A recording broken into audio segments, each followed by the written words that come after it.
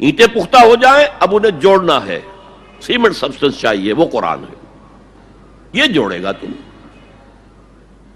چنانچہ یہی بات حضرت شیخ الہند مولانا محمود حسن دیوبندی اسیر مالٹا نے اپنی اسیری سے رہائی پانے کے بعد واپس جب آئے ہیں تو دیوبند میں علماء کے ایک بڑے اجتماع سے خطاب کر کے کہی۔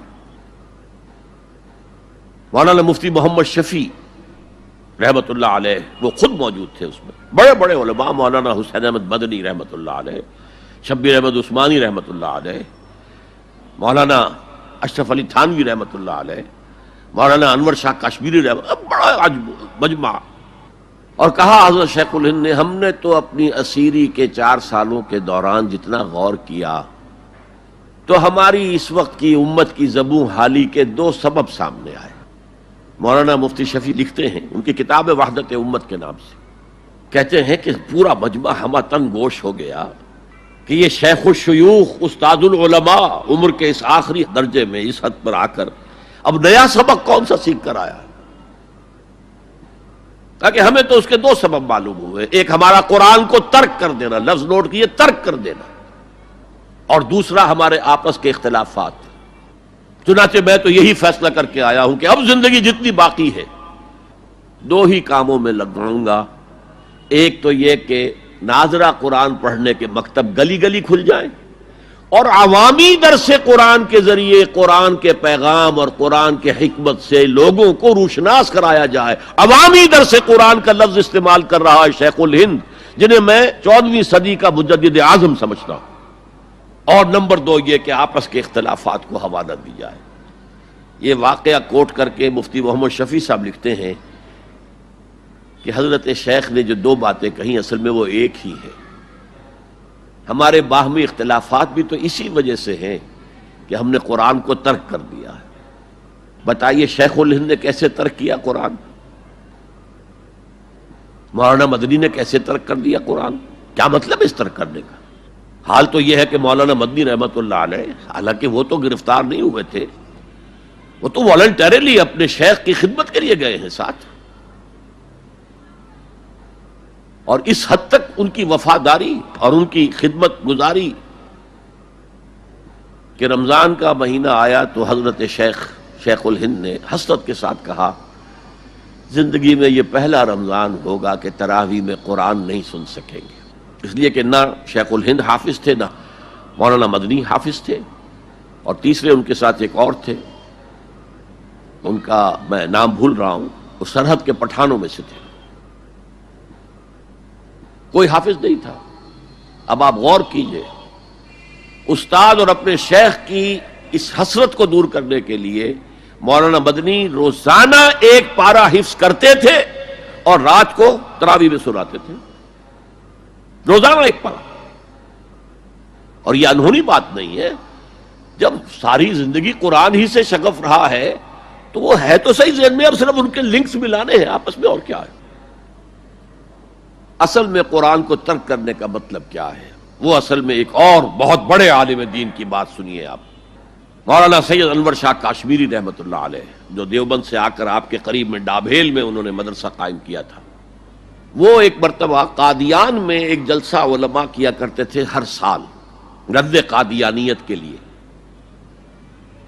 تو ایک سال اسی طرح وہاں علماء جمع تھے۔ اب جس نے یہ واقعہ بیان کیا ہے اس کا نام میرے ذہن میں اس وقت نہیں ہے، کہ میں صبح مولانا انور شاہ کاشمیری رحمت اللہ علیہ کی خدمت میں حاضر ہوا تو دیکھا کہ غم کی تصویر بنے بیٹھے ہیں، بہت اداس، غمگین۔ میں نے پوچھا حضرت کیا معاملہ ہے، کوئی خاص سبب ہے؟ فرمایا بھائی کیا سبب ہے، یہ سوچ رہا ہوں کہ اپنی زندگی عمر ضائع کر دی۔ میں نے کہا حضرت آپ نے زندگی ضائع کر دی، عمر ضائع کر دی؟ آپ نے علم، بیہقی وقت کہلاتے ہیں انور شاہ کاشمیری، جیسے امام بیہقی تھے، محدث اور فقیہ دونوں اعتبارات سے بلند، تو آپ نے پڑھنے پڑھانے میں، سیکھنے سکھانے میں ساری عمر گزار دی، تو آپ کی زندگی ضائع کیسے؟ کہنے لگے ہم نے سارا زور اسی پر رکھا کہ ثابت کر دیں کہ شافعی کی رائے صحیح نہیں ہے، ہماری رائے صحیح ہے، اسی کے لیے دلائل، اسی کے لیے بحثیں، اسی کے لیے لمبی چوڑی جو ہے ہمارے ہاں نشستیں منعقد ہوئیں مدارس کے اندر. حالانکہ اللہ کے ہاں یہ ہم سے سوال نہیں ہوگا. گمراہیاں طرح طرح کی پھیل رہی ہیں اور ہم ان بحثوں میں لگے ہوئے. حالانکہ زیادہ سے زیادہ یہ کہا جا سکتا ہے کہ قول اصحابنا ثواب محتمل الخطا، اور جو قول دوسروں کا ہے وہ خطا ہے محتمل الثواب. زیادہ سے زیادہ یہ کہہ سکتے ہیں ہم کہ ہمارے جو اسلاف ہیں، ہمارے جو اساتذہ ہیں، ان کا قول صحیح ہے، اگرچہ اس کے خطا ہونے کا بھی امکان ہے. ہم یہ نہیں کہہ سکتے کہ اس کے غلط ہونے کا کوئی امکان ہی نہیں، معصوم تو وہ نہیں تھے.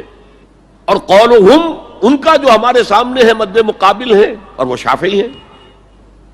اصل تو جو ٹکراؤ تھا وہ فقہ حنفی اور فقہ شافعی کے مابین تھا.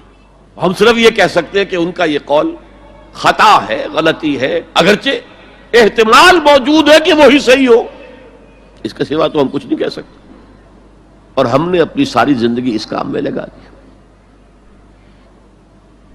لیکن میں کہہ نہیں سکتا اس پر کتنے رنج اور صدمے کا اظہار کروں کہ مجدد وقت شیخ الہند رحمۃ اللہ علیہ اور بحقی وقت مولانا انور شاہ کاشمیری رحمۃ اللہ علیہ، ان کی ان باتوں کا کوئی اثر ان کے شاگردوں نے قبول نہیں کیا.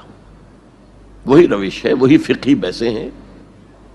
جب میں نے پاکستان میں تحریک خلافت کا آغاز کیا، کچھ احادیث بیان کی، اچھے علماء نے کہا کہ ڈاکٹر صاحب ہم نے تو یہ حدیثیں پہلی مرتبہ آپ سے سنی.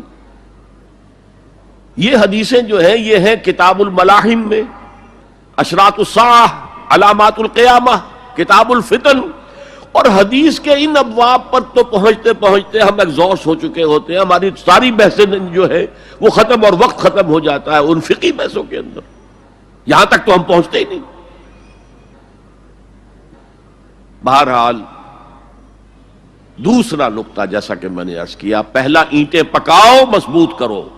یا ایھا الذین آمنوا اتقوا اللہ حق تقاتہ ولا تموتن الا وانتم مسلمون. اور دوسرا ان کو جوڑنے کے لیے قرآن کو ایز اے سیمنٹ سبسٹنس استعمال کرو.